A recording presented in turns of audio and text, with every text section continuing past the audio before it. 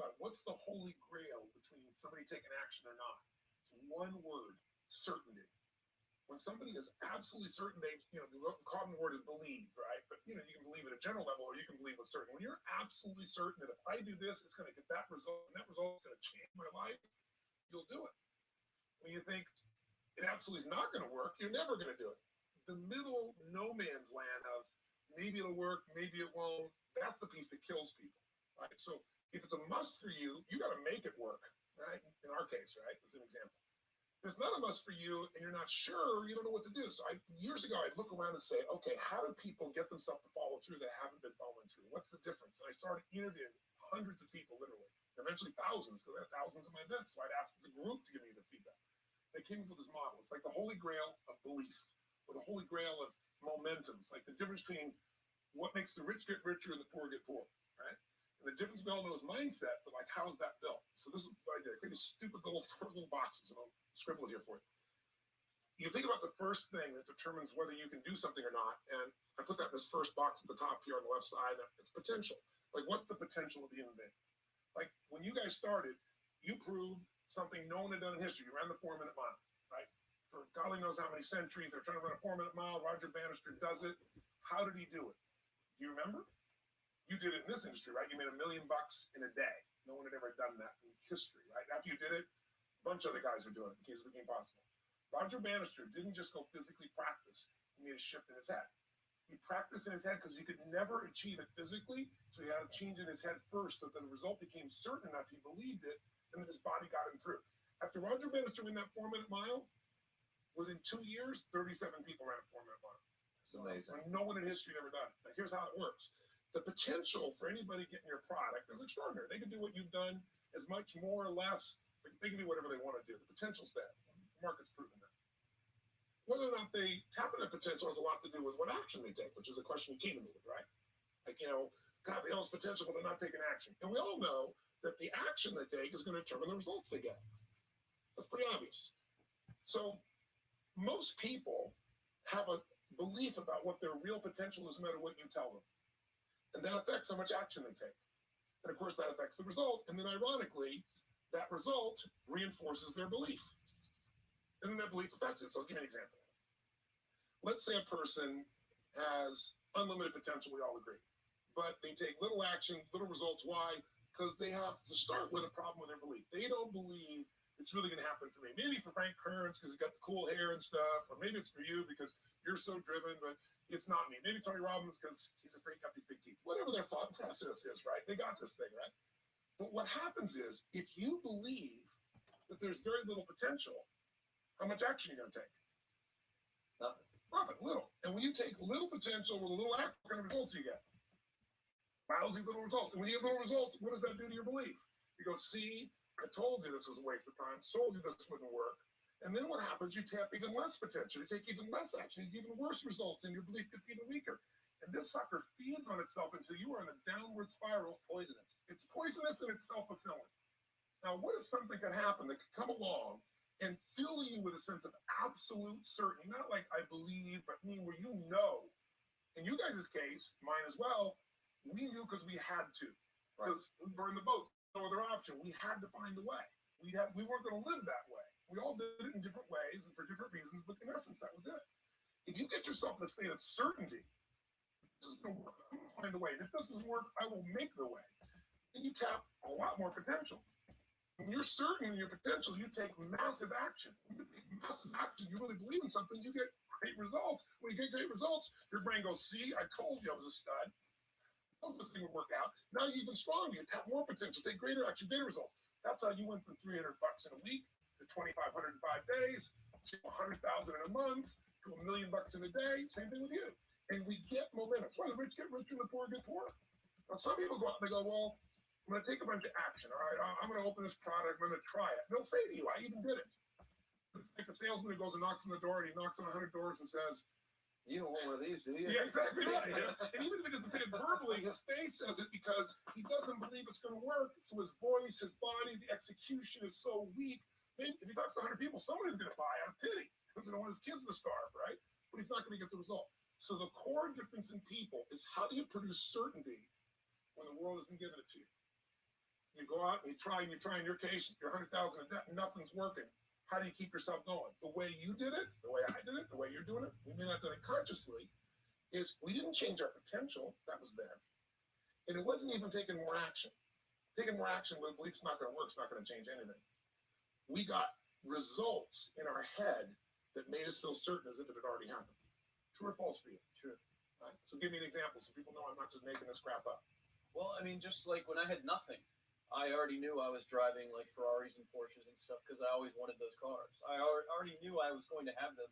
It was inevitable. Right. That was just my inevitable outcome. But how did you do that? Did you have a ritual? Did you think about it regularly? Was it one time you thought about it, or was it something you had an obsession towards? I had an obsession towards it. I mean, I used to work in a video store, which is the last job I ever had in my life. Thank God. And I used to go to work almost every day.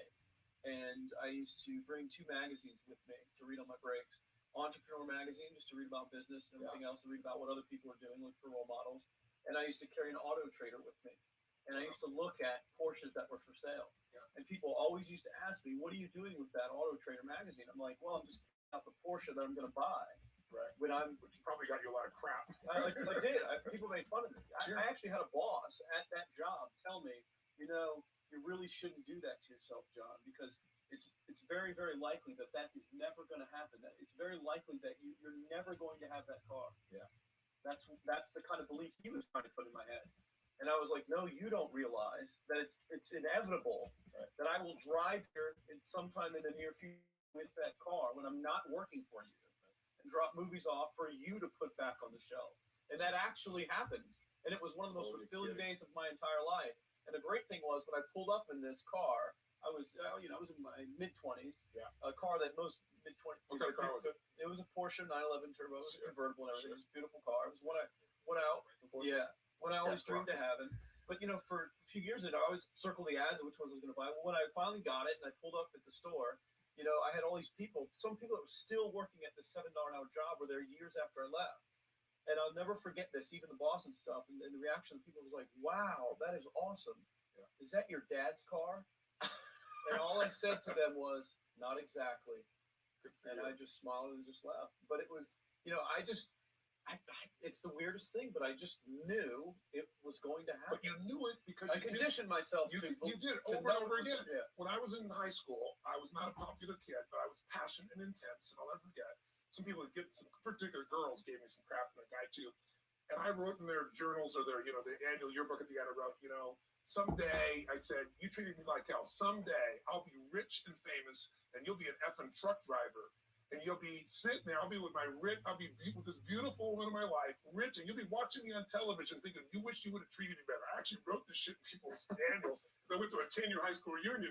People showed me this stuff, right? But it's like, I burned the bridges, baby. I was like, this is how it's going to be. So I'll give you a perfect example of this. They did studies, many have been done at this element, where they want to see how much does the mind affect performance. So they take basketball. I've worked with a lot of NBA players and turn them around, and one of the problems many of them have is a little choke on the free throw line. Well, everybody knows in that case, if you normally shoot really well and now you're not, something's interfering, something's getting in front of your state, some uncertainty, right? Obviously. So they take a group and say, we're going to make them better. How do you make somebody better who's got this mental block? So they take a group of guys and they're going to do free throws, and they do one group where they just practice for 6 weeks. Totally intense practice, and I forget the number of free throws, but they got to do this many free throws every day. Take a second group, and they have them not practice at all. Obvious. And they take a third group and they don't let them touch a basketball. All they do is have them practice in their mind, but the key is it's not practice makes perfect, it's perfect practice makes perfect, as corny as that sounds. So these guys see themselves making the shot every single time, conditioning their mind and body that it's perfect every time. They're not interrupted by a reality that would screw with them. So at the end of 6 weeks, they tally it up, and now they give them a test to see who has the highest free throw percentage, success. What do you guess it's going to be? Well, the obvious person says, obviously, it's not the guys that didn't practice. But which one is it? The mind, or is it the ones that actually practice? Assuming the mind. Yeah, you would assume it because it's true. Right. You intuitively know the truth. That practicing's not enough. It's getting yourself so certain so many times that now when you go to do it, there's no hesitancy and you execute. It's having that absolute certainty that makes you tap your full potential, take massive action, get massive results, be reinforced having stronger belief. This is what makes somebody a star at anything. It's like Jack Nicklaus, the golfer. Yes. He visualized every shot and where it was going, landing right where he wanted it before he ever hit it. Every single time. And what do most Every golfers single do? time. They just take a practice swing and they kind of hope for the best and point in the right direction and hit it. And some of them, if they've had some bad hits, what are they really focusing on? You know, I don't what I wanna don't do that want to bad do. hit. Exactly. And that's the same thing here. So I'll show you a little stupid little physical technique for this. So stand up for a second. You guys gonna do it with the camera show? So try this for a second. So just put your feet together and then put your right index finger straight out in front of you like this. Okay? And all I want you to do is I want you to just turn clockwise comfortably as far as you normally turn. Just notice where you naturally stop. Go ahead and turn clockwise. People at home could do this too. Keep your feet straight. Notice where you stop. Come back around to me. Back around to me. Okay, good. Yeah, you're really good at this, right? Drop your hand. Now let's do something really simple. Close your eyes. And you don't even have to visualize, just feel. I want you to imagine your finger coming back up again. And this time, see and feel it coming up. Don't actually make it happen, but feel like it's happening. Imagine in your mind that you're actually doing it. You're seeing it, you're feeling it. And then make it like a game where you turn twice as far this time. Like your little kid, you know, somebody measures you and you go, I'm taller. Come on, measure me this week. That desire to do a little further. And then in your mind, do it again. Your feet are straight together. And in your mind, feel your finger coming up, see it coming up. And imagine going 3 times as far this time. And then one more time, bring your finger up, and you're like an owl. Your feet are straight, and you turn all the way around, and it comes all the way around to the front. See it and feel it and enjoy it each time, like it's a game, like you can't wait to go further. And you know you do every time. And when you can feel that, it feels good, then open your eyes, and now put your finger straight in front of you, and turn as far as you can comfortably, and see what happens this time. Go. Now notice, I don't know if the camera's got it, but you don't have to ask the camera. You can ask yourself. Come back around. Did you go further this time? Yes or A no? lot further. I think A I lot went further. 50% further. 50% further. How much further for you? About the same. The average person will go 25% further. Now here's the question. Or superior. With superior pointer. There you go. Superior right finger pointer. Thank God. Yeah. So, did you have the potential to turn as far as you did the second time, the first time? Yeah. Why didn't you? I didn't believe it, I guess. We have beliefs about stuff we don't even know we have beliefs. You have an unconscious belief about how far you can turn comfortably. The first time I did it, when I pointed straight back, Yeah. I thought I probably shouldn't even go that far. Like it was going to hurt me, or that Yeah. I wasn't capable of going any Yeah. farther. It's like, And how much further did you go this time? And the camera I put knows it over there. That's not exactly over there. right. Now here's the difference. The potential was there the first time, and you took action, and you got a result. But it was 50% less than what you did later on. And the only difference is they changed your belief. How did I change your belief? We didn't work harder on your potential. We didn't take more action. I got you to see the result in advance. I got to see it vividly 2 or 3 times. That's all. Of going further, and then your brain went, oh, I know what to do. Boom, it went there. Isn't that what you did by looking at your cars every single day and envisioning it? Isn't that what you did when you created whatever the vision was? It was $300, $2,500, $1 million in a day. That's what's missing for these people. They're not getting that execution is everything, but it doesn't happen if you don't get the psychology set of a state of total certainty. And you just change that 50% in 3 minutes worth of visualization. And visualization is only one technique. Because I was like losing my balance with my eyes closed, but I was kind of like lopsided. So I got one good visualization, and the rest of the time I was like, I sure hope I don't fall down on camera with my eyes closed. It's going to look really dumb to do it. So you don't even have to be good at visualization. You can still get the improvement. So I want you to get here. You ask the question. What is that difference in people? This changes people's certainty. People are uncertain they're going to succeed. They want it, but they're afraid. The best way to deal with fear is get a big enough reason that makes you have to succeed, or condition yourself where you see it and feel it so often that you're certain that you just do it. That's all it really takes. That's awesome. You know, this worked. I was thinking this while you were talking about going to the Sit video down so we store. can hear this and we'll talk. You were talking about working in the video store and looking at the Porsches and stuff. I used to drive around in my car, you know, doing the cold calling and the credit card machines. And one way that I would avoid cold calling, the pain of like cold calling and knocking on doors and everything, would be to listen to your stuff and listen to Jim Rohn stuff. And I would just drive around, no particular destination, just to listen to it. And strangely, I still like to drive around. I prefer to listen to that stuff in the car for some reason. It's because it's where you got imprinted. I guess. I mean, it's like, well, just drive up and down the coast and check out the ocean, you know? Yeah. So I would drive around, and I would envision myself holding those types of seminars and teaching people that kind of stuff. And 3 weeks ago, I was teaching a seminar in San Diego, and I was talking about beliefs and envisioning things. And I had to stop And I've shared with the audience, I was like, you're not going to believe this, but I actually used to envision this very moment of me talking to you right now. So it really, really works. Definitely works. Makes a difference, I'd say. I'll tell you what, I worked with Andre Agassi in 1993, I think it was. He'd been number one. He dropped to 32nd in the world. And he was literally ready to quit with no exaggeration. His father was managing him, and he was so angry with his life. And he went through some, I think, wrist surgery at the time, and he's working on his swing. And he was dating Brooke Shields at that point. They weren't married, and not his current marriage, obviously.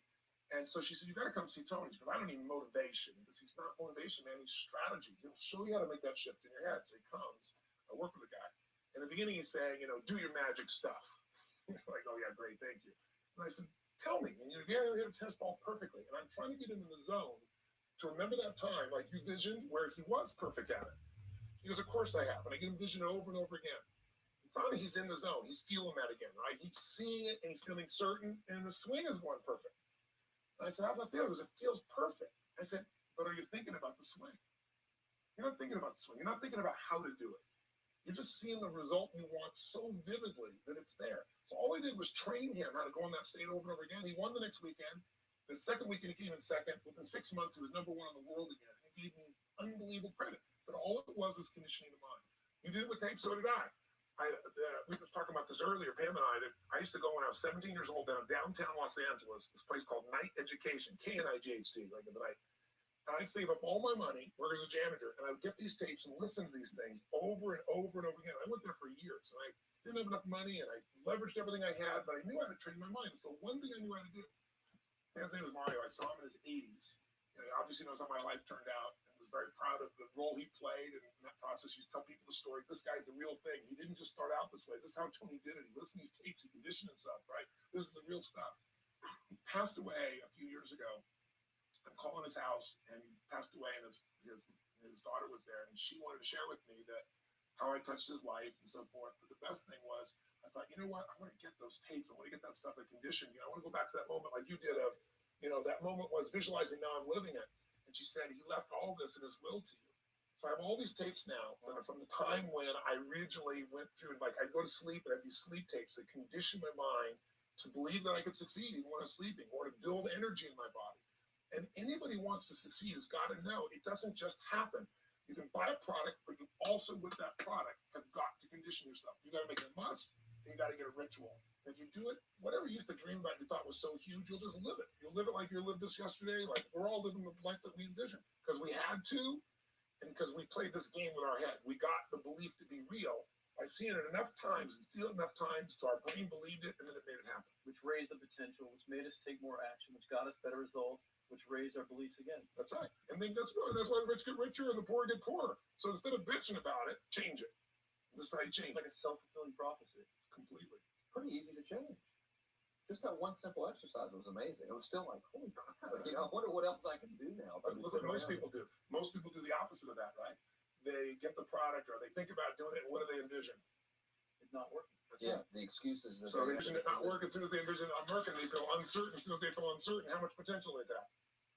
Little, if anything. And so they send back your product, and they listen to the damn thing. And guess what? What does that do, by the way?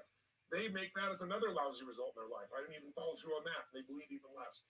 This process is the holy grail. It's where the whole game changes, and anybody can do it, and they can do it in a few minutes. And if they do it a few minutes each day, then they get a different life. They do it a few minutes one time, their life changes for the day. We're defined by our rituals. Everybody's got rituals, certain things they do every day. And what we have in common, and anybody that I know of who has a life that they're living that was once a vision, is we saw it again and again and again, even when it didn't work, even when you lost $100,000, even when I'm working as a janitor, there's something we would not give up on. And somebody watching wants to change their life, they got to decide what they won't give up on, and then put themselves in the state of momentum by a couple of rituals. And I think especially when it comes to anything related to making money, like making money products or promises or courses, people are so inundated with scams and all this garbage, true garbage, that their natural thinking is that they're so skeptical. It's like they fall into the conditioning of, well, if anything's ever going to work, that thing has to prove it to me before I believe anything. So when they go to approach the thing to make more money with, they're like, well, I'm starting at zero, and this thing has to prove to me that it has any potential at all before I believe that it will. Don't you agree that that's the case? Unfortunately, it's the case, but here's the truth. When somebody says to me, in my business, even more, because a lot of people think I'm a motivator. I hate that term. It's never been what I've done. I do believe in energy and I'm passionate. You know, they see 10,000 people in the room rocking, they go, oh, he's motivating them. I believe in peak state. You get a top athlete, you get in a concert, and you get in the state, right? The problem is, to defend themselves so they won't be disappointed again, they lower their expectations. So someone will say to me, well, I'm skeptical or I'm pessimistic. And my response to them is, no, man, you're gutless. It takes no guts to be skeptical. You don't have to have any capacity to be a critic. And now with the web, you don't even have to own that you're the one being the critic. You can burn somebody and, anonymously, right? And you know what? It takes guts to believe. And if you think something's going to do it for you without you putting your guts on the line, you might as well forget it right now. So this idea that I'm skeptical or they got to prove it to me, it's the biggest lie. What that really is your fear talking. You're so scared of failing, you don't even want to get your hopes up. And if you don't get your hopes up, you might say, well, what if they get their hopes up and somebody is disappointed? How many disappointments have we experienced in our business careers and in our lives? The difference is some people take disappointment, let it destroy them. Other people take disappointment, let it drive them. And you get to choose. Are you going to turn this thing into why it didn't work and a bunch of stories and excuses? Or are you going to take this thing that didn't work and figure out what are you going to do to make it work? And it may not happen the first time, the second time, the third time, but the people that are relentless find the way. And if the common denominator in all these guys that are kind of our friends or family, money masters, the new money masters is they all did it with will. Nobody here inherited this stuff. Everybody figured it out and keep figuring it out. And it's going to keep changing. And you say, you know what? 1% of 99% of the money being made is being made by 1% of the people because only 1% of the people will condition their mind and condition their body and follow through some daily rituals. The rest will tell a story about why it didn't work, how it wasn't their fault. And you got two things in life. You got results or you got a story. And too many people think that 1% is somehow entitled to it and they're not. Which is, it's just all in the head. It's all that belief. Which can be changed with some conditioning. Basic conditioning. You just proved it. Yeah. To us. That's fun. That's why I made Get the Edge and Personal Powers, because I understood that from the very beginning.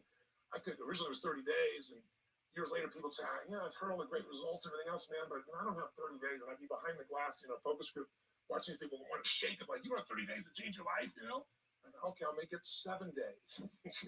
Just one, after 7 days, you get momentum. I mean, think about it. When do people's lives change? In a moment. It doesn't change in 10 years. Your life may have sucked for 10 years, but there's one moment when your life changes, the moment you decided.